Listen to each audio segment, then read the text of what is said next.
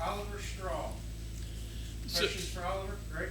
Ollie, you've been here a complete year plus now. So the difference is, what have you worked on this spring since you have a year of experience under your belt?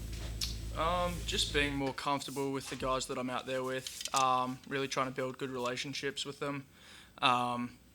Being fluent as possible with my long snapper Austin Brinkman. Knowing where my coverage unit's going to be, and just making sure that I do my best at putting the ball where it needs to be, to put those guys in a position to make a play down the field. So that's been an emphasis throughout the spring ball, just making sure that I know the guys on the unit and making sure that I put the ball where it needs to be so that they can make a play. Are there different things that you can do now that maybe you didn't show last year? More roll, punt, more, different aspects of it? Yeah, obviously last year I was mostly rolling out. I've worked the spiral a bit more this spring than I did last spring. Obviously using both feet, left and right, and just situational things that last year we may not have had the chance to do. So kicking the ball from the right side of the field to the left, or vice versa. So just really expanding and making sure I can show off what I can do with my leg and benefit the team as well as I can. Was that besides more when you got here, distance or putting it where you were supposed to? It's a combination of both, honestly. The three main aspects that we focus on is hang time, so how long the ball's in the air, distance down the field, and then location. Because if you put the ball where it needs to be on the side of the field, it gives the returner a smaller window to work in. So just really making sure that you can put that ball where it needs to be so that they don't have the explosive ability that they can return the ball. So rank those when you got here to where you are now in terms of your being able to do those things. Yeah, definitely a lot better. Obviously, last spring ball being the first practice that I ever had playing football, compared to now, obviously playing a full season. So just the confidence that I have to just go out there and know where the ball needs to be and know where I need to be on the field as well. It's just completely different now having a year under my belt. You mentioned using both feet. I don't think you did that at all last season.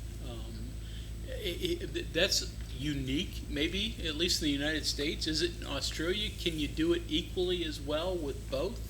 Obviously, there's a little bit of a disparity between my left and my right because it is my non-dominant. But playing Australian football, when you grow up, you're taught to kick left and right foot. So there's a few Australians that can do it, but pulling that out in the game is something that I'm going to have to put a lot of work in to do, because obviously there's a lot of trust that goes into that and making sure that my left foot is going to produce what I can produce. So just making sure that when we do it, it's going to work out and we can get a good result out of it.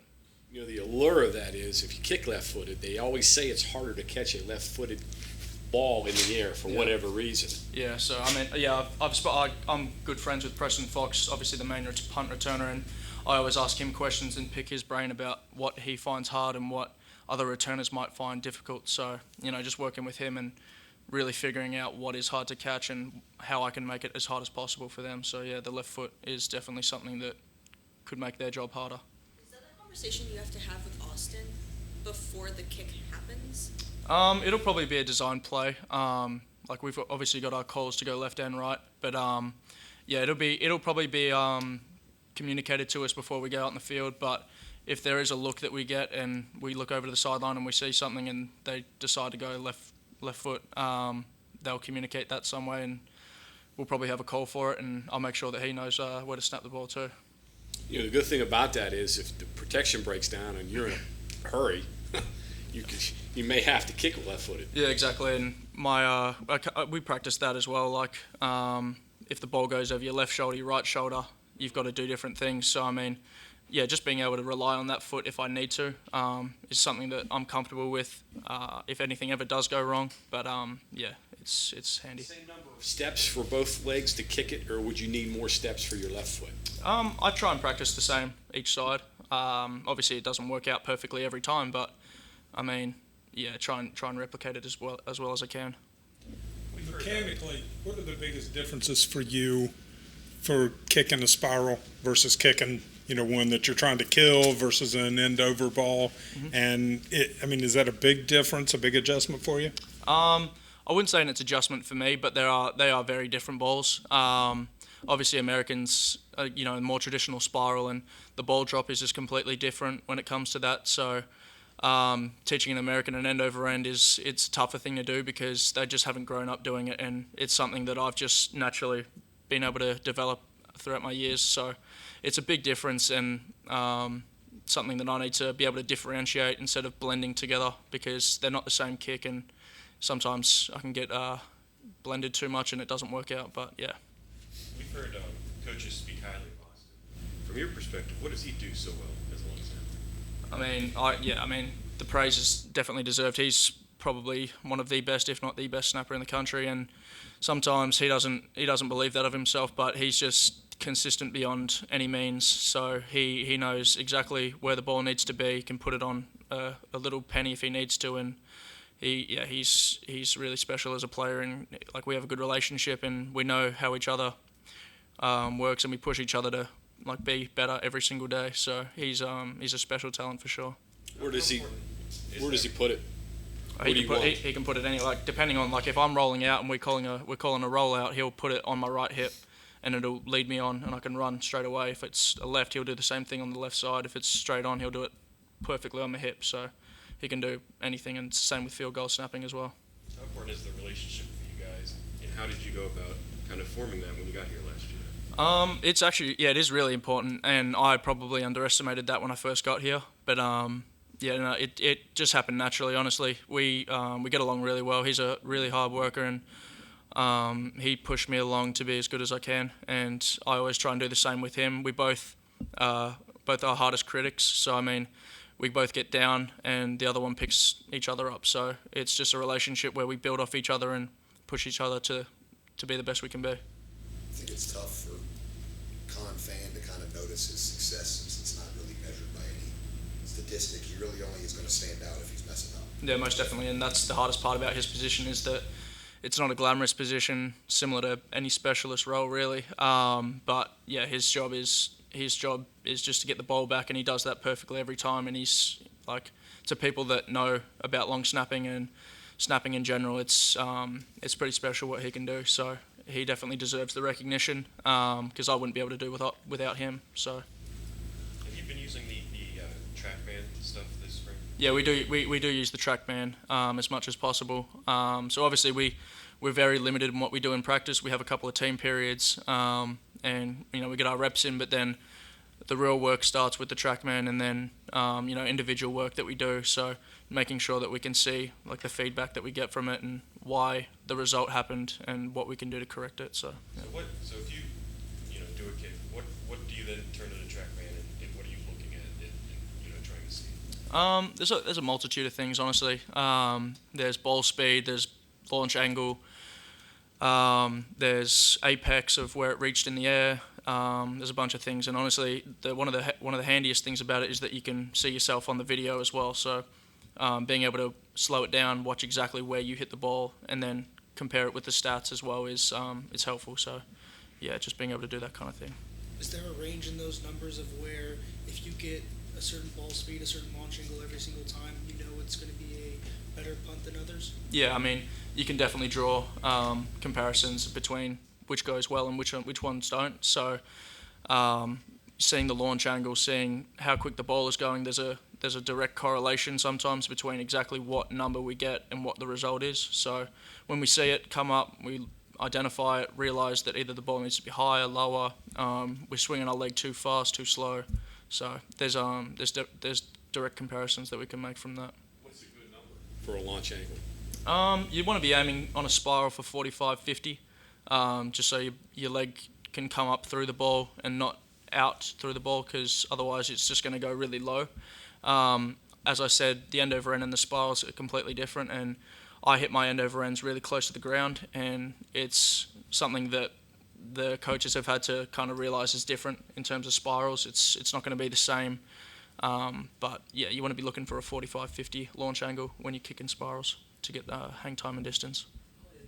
Have you created any kind of relationship with Pat McAfee? I haven't yet, actually. I did reach out to him before the pit game last year, But obviously, I mean, he's getting millions of DMs every day. So I would love to meet up with Pat at some point soon, because I've obviously learned a whole lot about him since being here, and I knew about him before I got here too. But yeah, he's a legend for Mountaineers.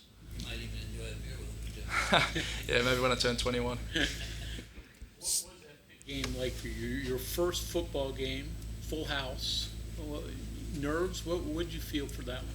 Honestly, running out there, it was just adrenaline. And then when the game started and they called on me, I think it was the first set that we had down the field to go out, I just blacked out, honestly, because it's something that you don't really know what to expect with. And when you go out there, you just do your job, and you don't really think about it, because obviously the millions of reps that you put in before that are for that 1, 2, 3 reps that you get in the game.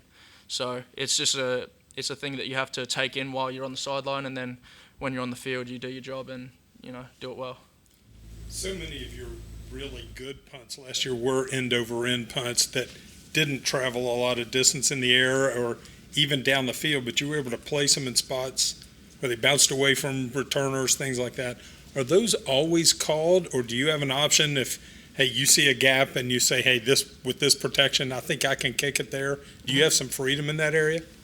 Yeah, I mean, as I got more confident last year and started understanding when teams were going to rush, when they were going to hold up, I felt myself able to, slow down a bit more, take my time, which you might have seen a couple of times against like Oklahoma at the Oklahoma State game. I just slowed down, waited a couple of seconds, and then got the ball off instead of just rushing. So, I mean, it's just really depends, honestly, what we see coming, because yes, I can pick it up, but if it's not going to get us the result that we want, then maybe not. But yeah, I have the ability to choose where I can put the ball, but as long as I do what the coaches tell me and put the ball where they want it and we cover it, then I don't see any issues with the job. So yeah. You like punted it all in a college game before Pitt, right? Yeah, correct. What's it like going out there knowing that 60,000 people and 3 million people watching? Yeah, it was pretty scary, honestly, but I thought about all the work that I put in before I'd gotten to that point, and just how far I'd come, and it just kind of became normal after the first punt. Like it felt natural. So I think my parents were honestly more nervous than I was. They were up in the stands, so yeah, they were a bit nervous for me. But no, it's something you get used to, and it's a feeling you can't really describe. How do you keep from thinking, please don't drop this, or please yell on your snap? Yeah, I mean, obviously those thoughts are going through your head, but you've just got to learn to block them out, honestly, because the more you think about it, the more you worry about it, the worse you perform. So that's something that I've had to deal with. I had a couple instances this spring where I just mentally wasn't where I needed to be, and then work through that, and then get back to, this is just kicking a ball like you've done millions of times before. So, it's just something you have to overcome. Can you fake one in the future? I mean, I would love to, but obviously there's a time and a place on the field. So, I hope we put it in at some point for me to throw a ball or run it. But we'll see. We'll see what the future holds for that one. Have you watched So you get Josh tackled. Grouden's Yeah, that's right. video of his fake from a couple of years ago? Yeah, I've seen Josh's old his film. I pulled it up. I actually studied a bit of it this spring. So yeah, no. Hopefully we'll pull out a fake. I've been sending my Coach Coons, a couple of fakes. So yeah, we'll see. But yeah. Okay, anything else for Oliver? All right, thank you very much. Appreciate it, guys. Thank you.